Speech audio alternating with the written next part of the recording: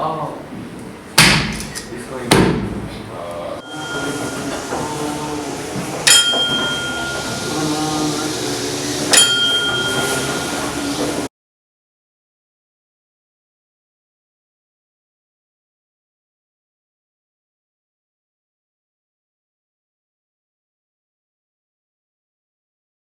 It started with around a 10-hour flight from Zurich Airport to Bangkok.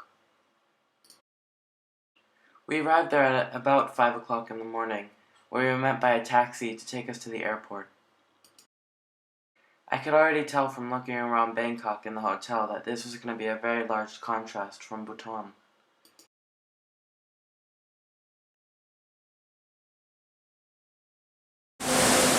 We arrived at our hotel room with an amazing view of Bangkok City. Sweet place, huh? Afterwards, I got a chance to explore Bangkok and fidget a bit with my camera. A couple hours later, it was back to Bangkok Airport to board our flight to Para Bhutan on Druk Airlines, the most popular airline in Bhutan. And, after waiting several hours, it was time to get on the bus that would take us to our plane.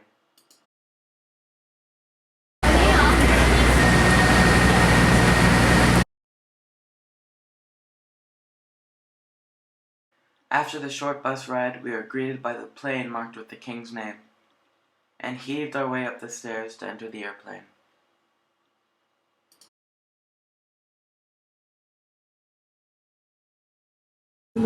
On board this Airbus.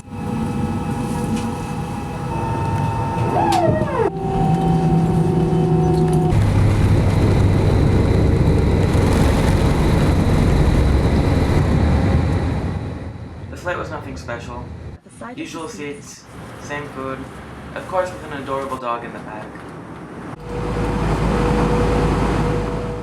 It became more and more real as the Himalayan mountains poked through the clouds in the back.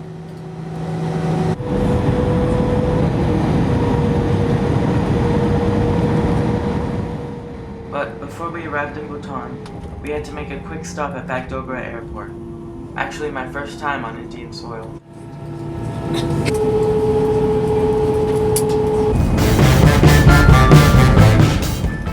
But soon enough, we were up in the air again, on our way to Bhutan.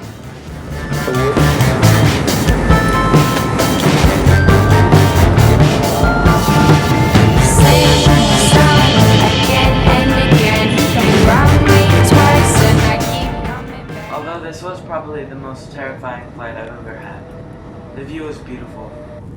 And when we got off the plane, we were greeted by the King and Queen of Bhutan. Then it was a quick stop to pick our luggage and meet our guide Yishi, who did not like to be filmed, who drove us on a beautiful 1-hour drive from Paro to Tinto. I was shivering with nervousness, but excitement over my new home for the next 5 months. But the drive definitely calmed me down. Probably from my car sickness, but also from chatting with Yishi. Come in as you are, with your heart and your mind, with your mind. Come in as you are, with your heart and your mind, with your mind.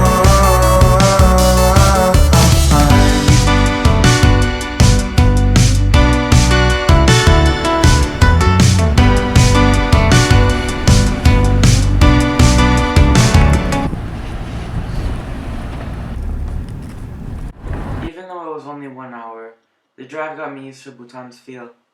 And after the bumpy drive on Bhutan's one highway, we arrived at my parents' hotel, Chomalinka Resort and Spa. The hotel was as beautiful on the inside as it was on the outside, although I was fooled to think that the hotel was anything close to what an actual Bhutanese house would look like.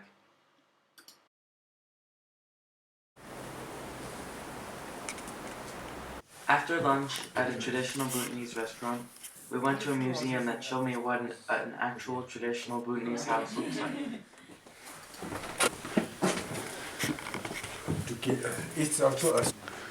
And instead of a hotel, I set out what my home was going to be for the next half of the year. a cute little home in Pelkyu village, close to the school, with my house mother and 3 roommates from Japan and another from Bhutan. I also got to meet what I was told was going to be my guardian dogs, the 3 stray dogs that I claimed Pelkyu to be their home, and who live and sleep outside our house. As a foreigner, I would spend hours playing with these dogs, but the Bhutanese view them as more pests than pets.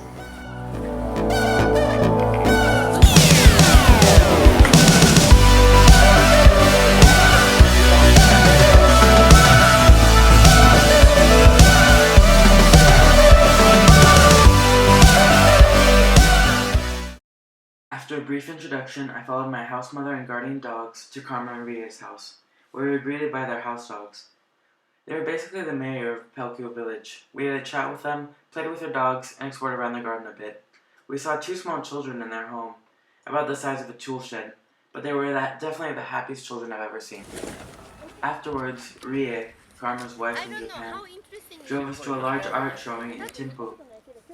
This was nothing like I've ever seen. I had to see all sorts of Bhutanese artwork, sculptures, photography, and many other different things while we were there. It was incredible.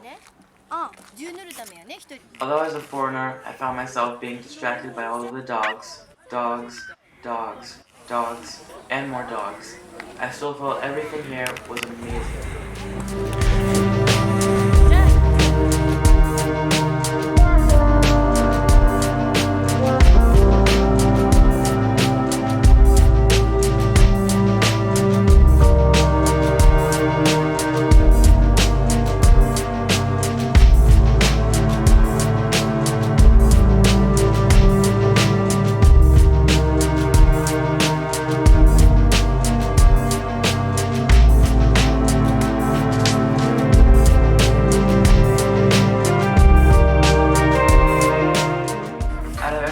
Photography showed me most of what Bhutan was like. That and walking through the children's park with my roommates listening to music.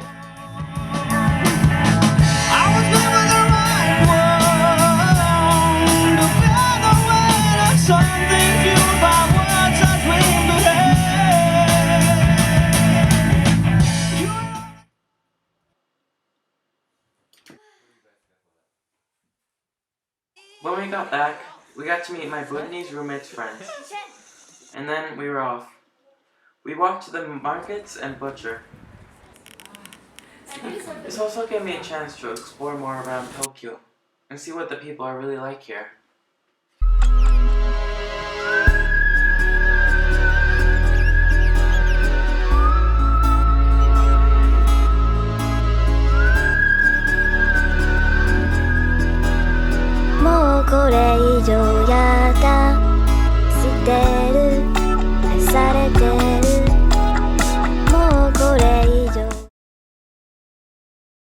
It had been 3 days and I was pretty much settled into my new home in Thimphu.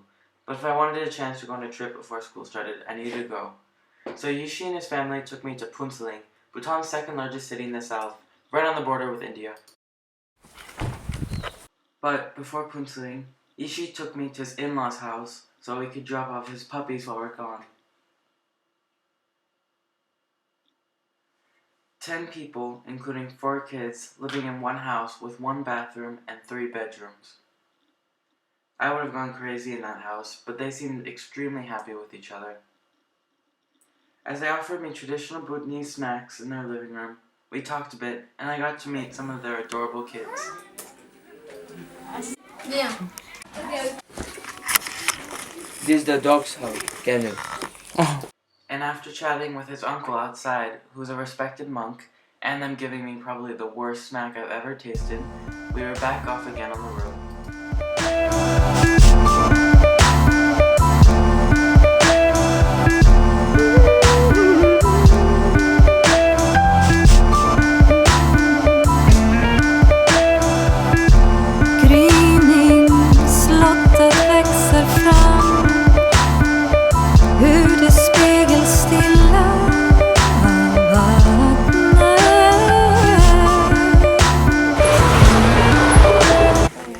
A short while after we began driving, Yishi took me to a restaurant on the side of the road.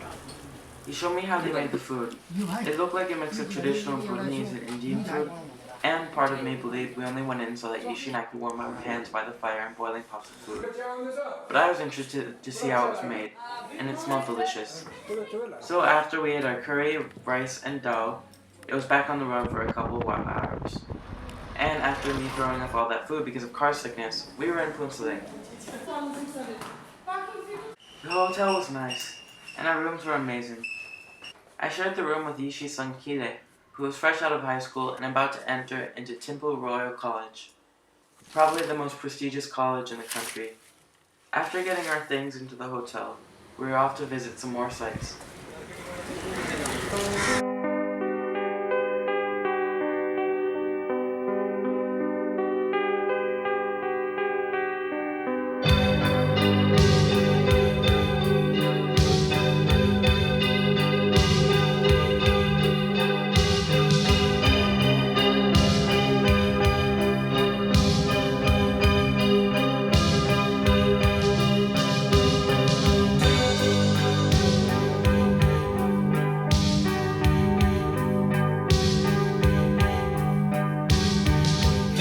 We went to the Karbandi Monastery, a popular picnic destination and home for many monks.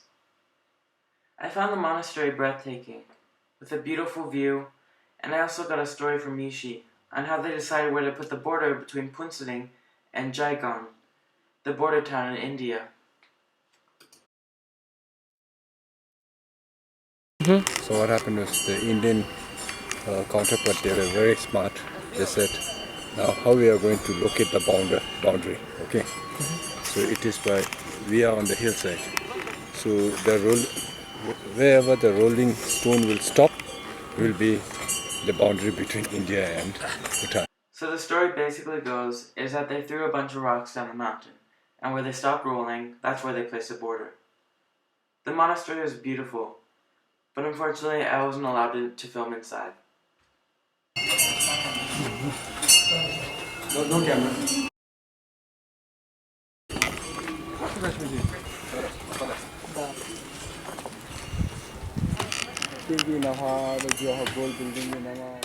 After the monastery, we had the only thing they sold at the restaurant nearby: the packaged noodles and the bread with chili paste. Simple, delicious, and probably not that healthy, but we didn't really care. After that, Yishi told me we were going to a film festival, and he brought me to the place a day early to see if we could get in. I did feel quite sad though. Aside from the Bhutanese kids having fun on the side, I was watching the kids from India working on the site that were probably younger than me. Children from India often come to Bhutan to work and bring money back to their families. So even though I was told not to, I still gave money to some of the kids that were begging.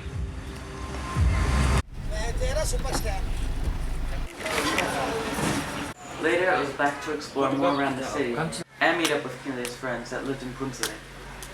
Afterwards, then it was to a Bhutanese archery game, the first I had ever seen. They shoot their arrows from amazing distances. It felt almost impossible, but it was extremely fun watching. Sorry?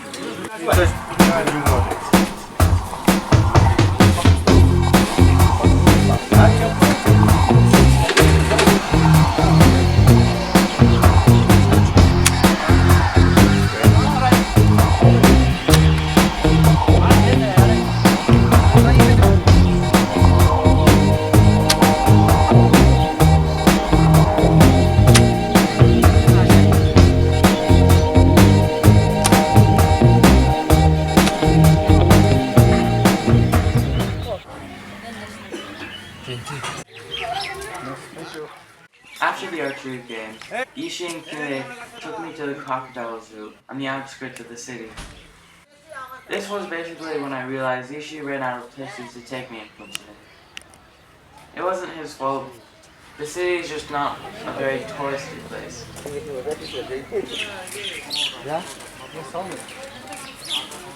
Sorry? This is too much. Too much what? Too much. After the crocodile zoo, he took me to one of his favorite vegetarian restaurants of all time, Ashoka Restaurant, a place owned by Indian people that served amazing naan with one of the best potato curries I've ever had. Afterwards, they served us an Indian Bhutanese dessert, a ball of cheese of what I assumed was boiled in sugar water, so it tastes like a wet cheesecake. It was surprisingly tasty. After what was probably the best meal I had on that trip, we all went to one of their close friends' house on the outskirts that felt like it was in the middle of a tropical jungle. They fed us bread with chilies and cheese, and gave me a hint that they wanted to talk alone by telling me a couple of times that I should explore around the house. So I left them and got some good footage.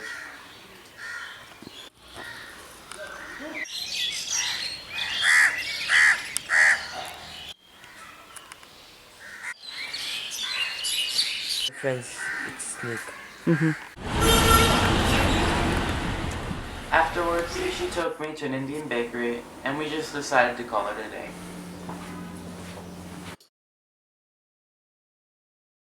It was the king's birthday that day, and although I did feel quite sad about being outside the capital, I still got to watch all of the action from the TV.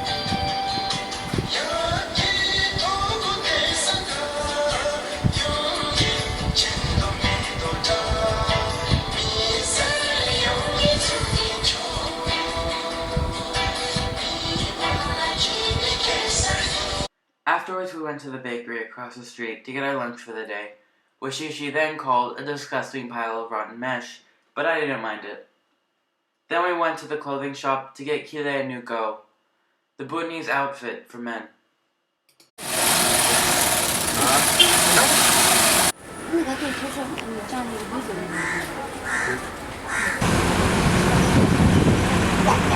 Then we went about 20 minutes outside of Punsaling to the Morinda factory, a popular drink that sells mainly in Bhutan and India.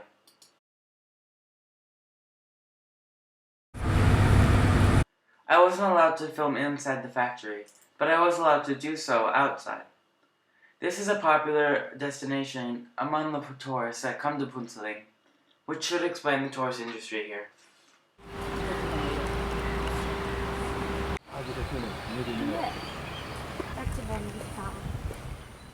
We spent about 20 minutes at the factory before I realized that it was extremely boring. I was feeling really bad for Yishi, and especially bad for his son. But the picnic by the monastery was beautiful, and I had an extremely great time, even if the food was awful.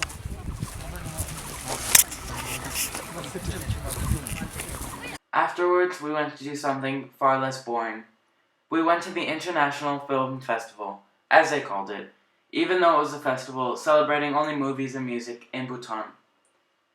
It was basically their Oscars and Grammys, and I was so excited to be a part of it.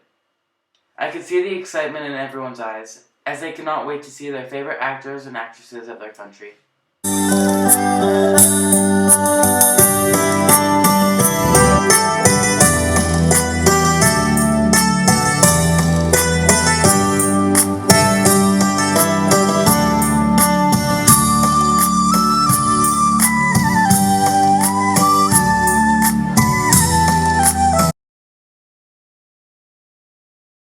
I was sad to be leaving, mainly because of the nice weather, but it was also a nice vacation overall.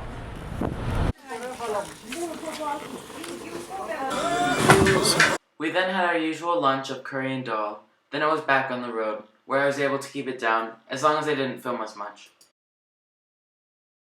We had a quick 20-minute stop in the small capital of the Dzongkhag, Chuka, and it may sound strange by saying it, but I could tell that these were the nicest people I had probably ever seen in that period of time. They invited me inside to have tea, they showed me how to crush chilies, and I was very sad to be leaving. But I knew that this was the real Bhutan, and I hope to see that kind of hospitality and kindness again.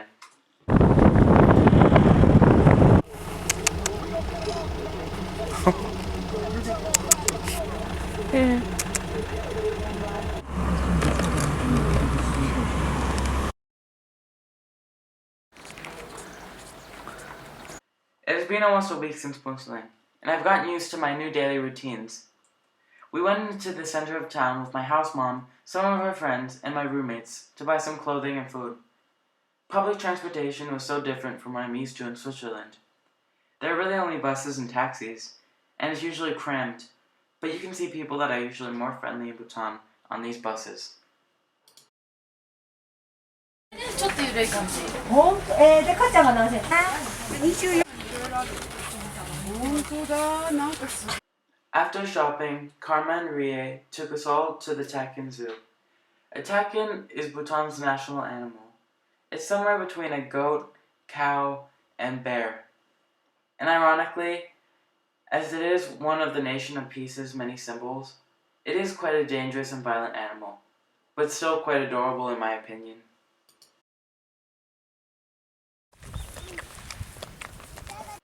Later, we hit the Memorial Jordan.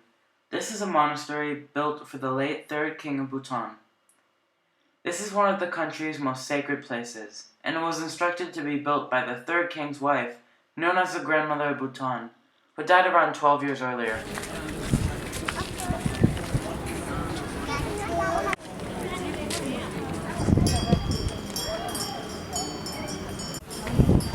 Afterwards, we went back to Pelkyo village and spent some time with Karma's daughter, who's in kindergarten, and some of her adorable friends. Hindi. She's great. Wow, she's expert. What class is she?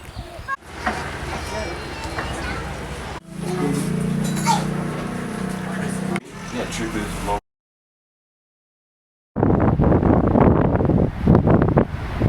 The day after, we went up to Big Buddha with our neighbors that are also twins. They may not look the same, but their personalities match perfectly. Pelkyo village is right next to the mountain of Big Buddha, which made this extremely convenient. The hike was a little rough, but overall extraordinary. Before we got to Buddha though, we made a little detour and stopped for lunch.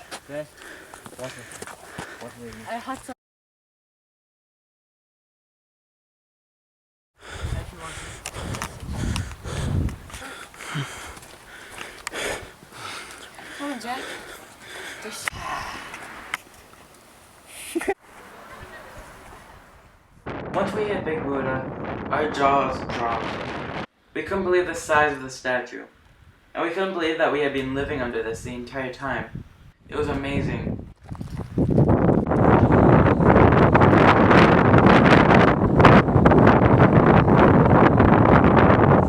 But we had a curfew, so we quickly got some water from a small stream nearby and headed back down to home. Right? They're standing with the small one. Standing with the.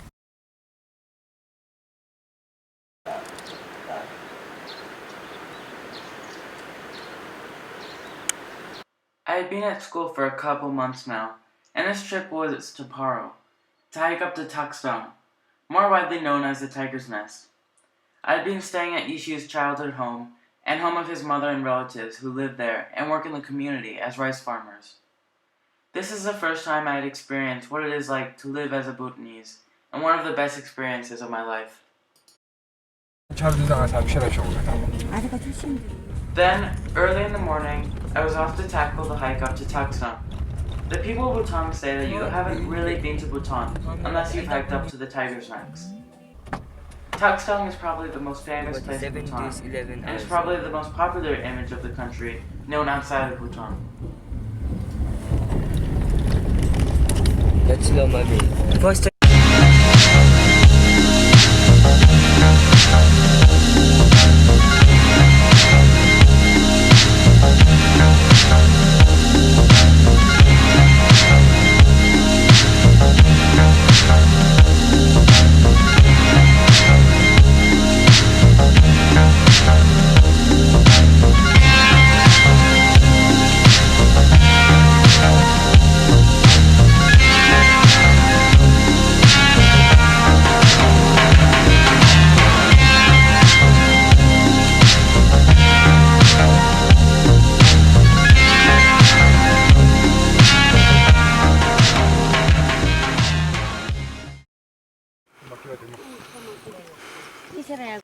We were coming close, and what surprised me along the trek were the houses along the path. It amazed me that besides from the monks, regular people live up there too. 3 hours, only accessible by hiking, away from the nearest town, in complete isolation with only a couple other houses around. I was lucky enough to speak with one of these people, who gave me Bhutanese sugar tea, and lives right across from Tuckstone. This is, in my opinion, an absolutely amazing thing. We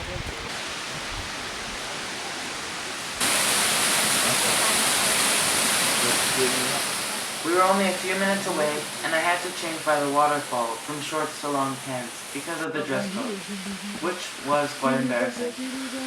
Unfortunately, I could not film at all inside the tiger's nest, but on the inside it was just like any other ordinary monastery, just with a much better view.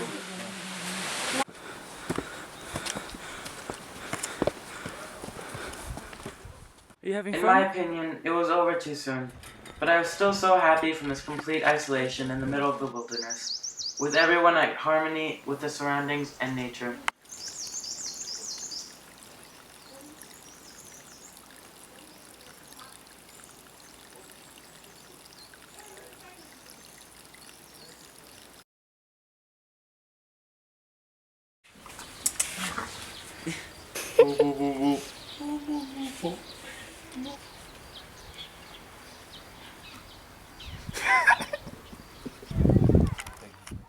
Unfortunately, we were not allowed any technology at all inside the school, so it was fun filming one of my classmates. This is Genzo, the smartest in our class. One weekend, she wanted to show us Tashi Chotong, the most famous monastery in Thimphu. So, me and my roommates were dressed head to toe in our newly bought formal Bhutanese outfits, and Genzo helped us put on our very difficult and impossible Bhutanese sashes. And we entered feeling like regular Bhutanese people.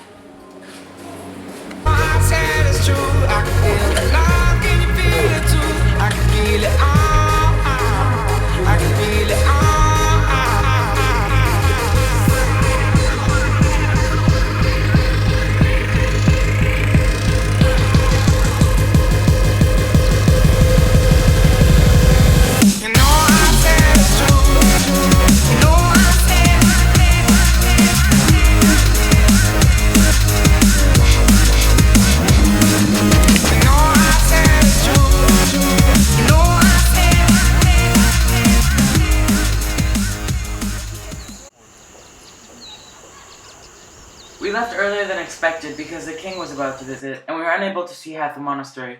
So after walking around for a few minutes and giggling like schoolgirls over some marijuana plants we found, we headed into town to get burgers.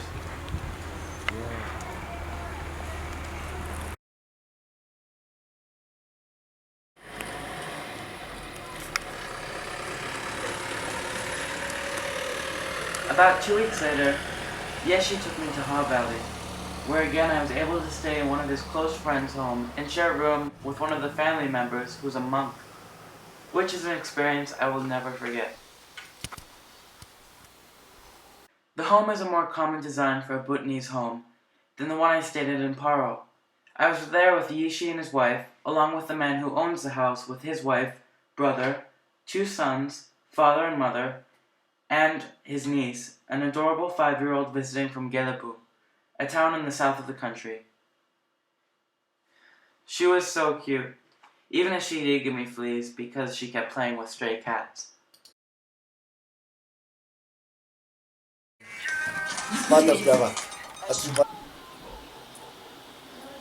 That morning we were off to look around the valley.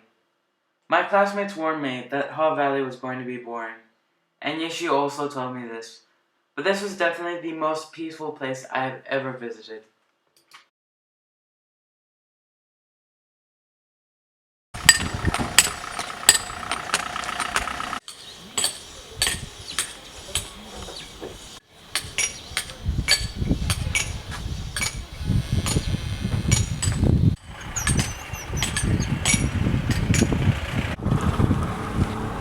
We visited a monastery that was still under construction.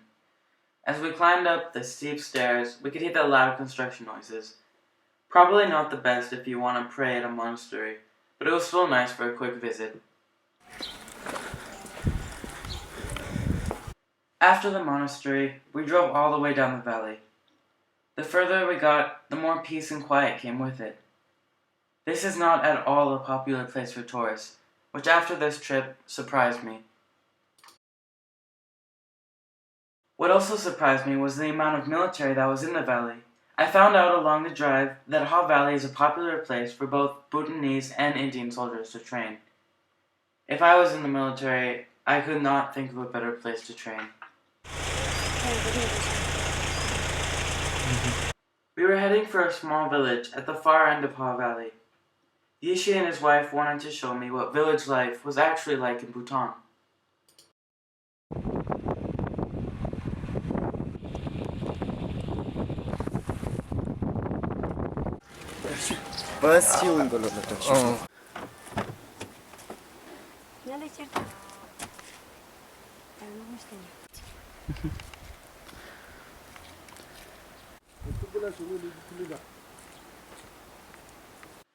To get to the village, we had to walk down a long and narrow dirt path in between fields of potatoes and turnips, one of the main staples of the people's diets.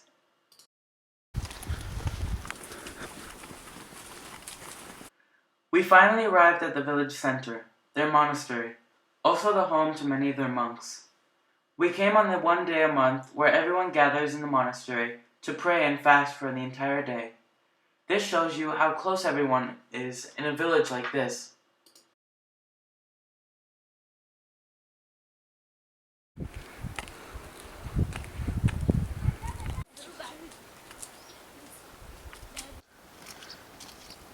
After a few minutes of praying, we were back in the car, heading towards a village called Damtang, the furthest village of Ha Valley. Very few people live here, but it celebrates this friendship between India and Bhutan. We bought some Indian goods for lunch and some sweet Indian treats for the road that were delicious, but did make me sick.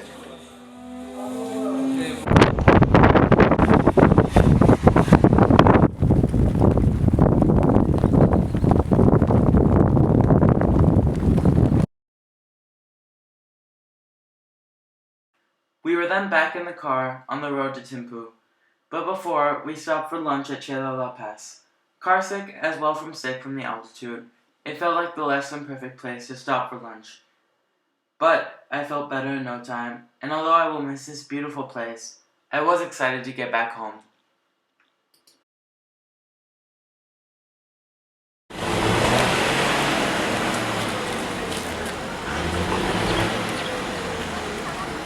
Two months later, I set out on a trip to Bhutan on my last few weeks in Bhutan. Most people in Bhutan say that besides from their hometown, their favorite place in the country is Bhutan, so I had to see for myself. My first stop was Dachula Pass, where we stopped for a bathroom break and a look around the famous pass. On this day, it looked almost mystical because of the fog.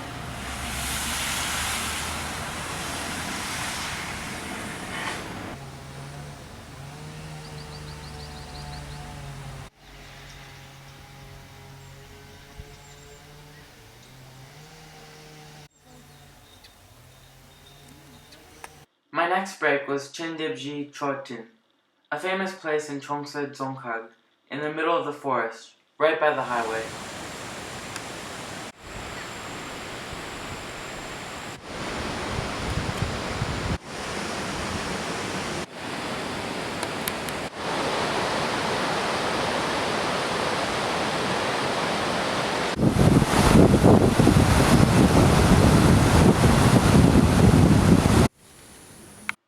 I think what I found most interesting were the people that live right next to the Chortin.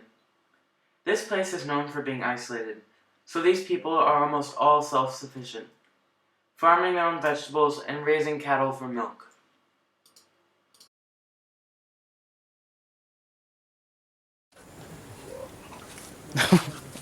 You can tell you are almost in Chongsa town when you see the very apparent Chongsa Dzong. This monastery is the longest in Bhutan and most famous. It's supposed to be the most beautiful and well-designed monastery in the country. But before we go into the temple, we spent the night at our hotel with a fantastic view and beautiful artwork.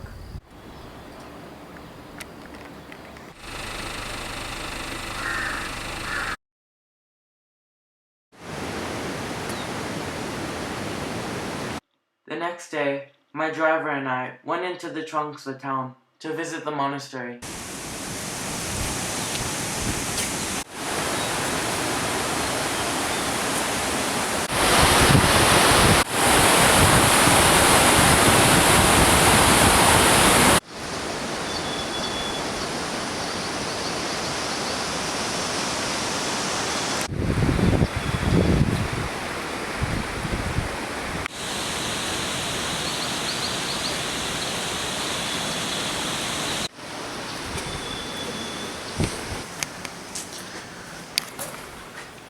monastery felt empty. This is because the monks of the monastery migrate. They go to Jakar in Bumtang Zongkag in the summer and Chongsa in the winter. Of course, some monks do stay behind. It does feel quite empty. I always love visiting these monasteries. Beautiful surroundings with incredible architecture makes for an amazing place to stay. These monks actually do live inside the monasteries, but unfortunately people cannot go into their dormitories to visit.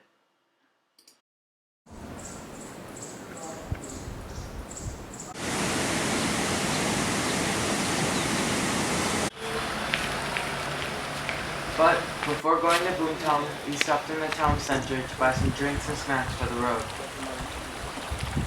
And as we entered the Boomtown Zongkag, we stopped into an overpriced tourist shop. I didn't want to buy anything too overpriced, so I bought a traditional Bhutanese blanket made from yak hair. I also got to meet one of the women who makes the products of the shop. I met her while she was hard at work, making what I assume is some blanket for a bed or a piece of furniture. Sooner than expected, we arrived in Jakar, the capital of the Bumtang Zongkag.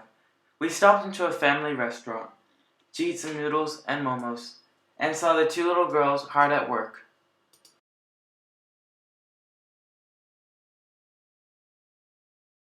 Our first stop was the Jakar Dzong, the main monastery situated in the middle of the city.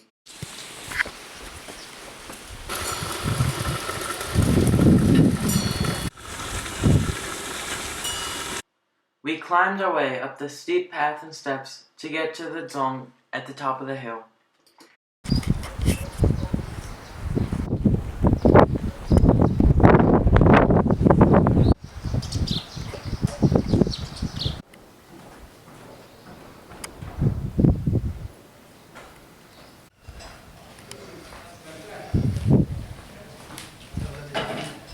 The monastery was as beautiful as all the others, and you could easily tell from all the signs of the Dzong that it also served as a town council, as well as for religious services and as a sanctuary.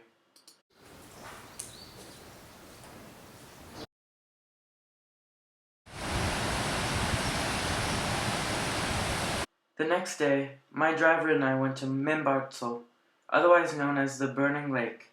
It is called that because supposedly hundreds of years ago, Guru Rinpoche held a candle while walking into the lake. When he came out, the candle was still lit. From that day, it has been one of the most important lakes in the entire country.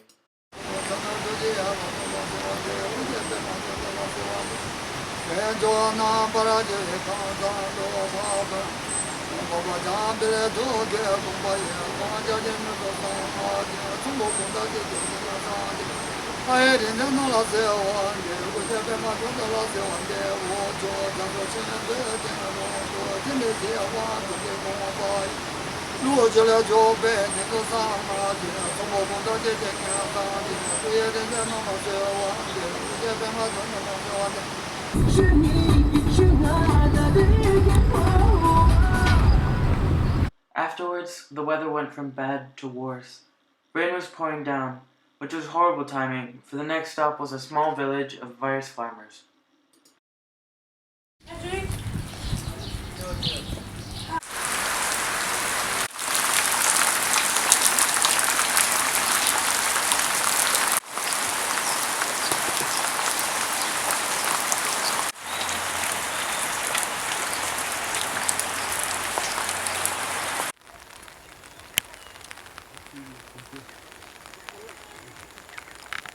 Nevertheless, my driver and his friend dragged me into the rice fields that was soaking wet with mud.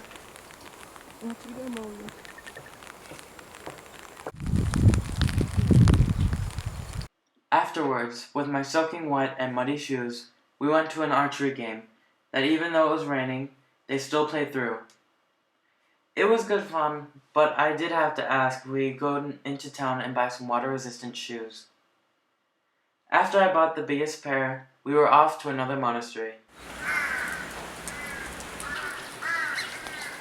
This monastery was similar to the smaller and more local one in the Ha Valley, meant for a small village, which I always prefer because the people have a closer connection with each other, which makes for sweeter villagers.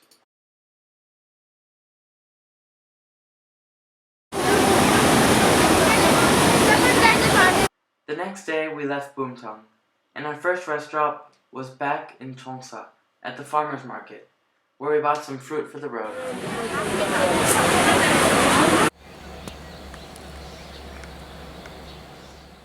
Then we arrived in Punakha.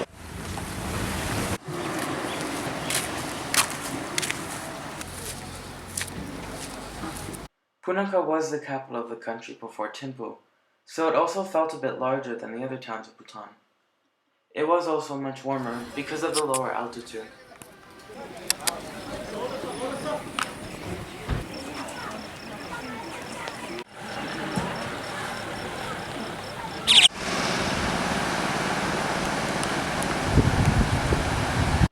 Our stop for Punakha was a monastery, probably the most famous in the country.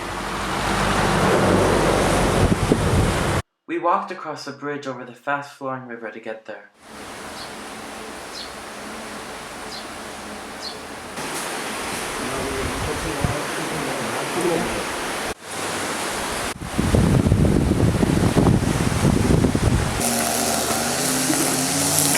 When we got there, we were greeted by the two women praying at the entrance and the perfectly manicured shrubs around it.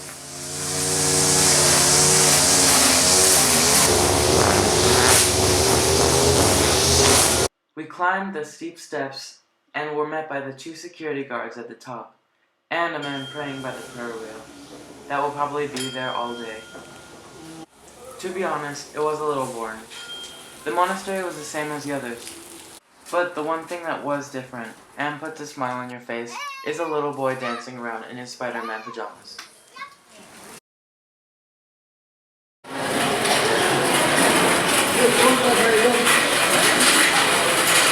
The next day, I arrived at Paro Airport, and it was my time to leave.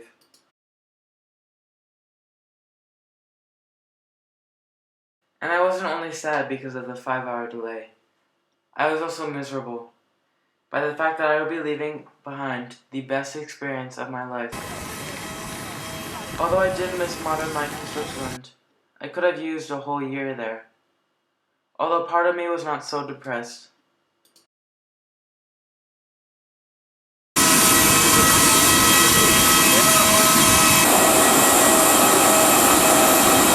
And as I boarded the all too familiar plane, I knew deep down that I would be back in Bhutan again.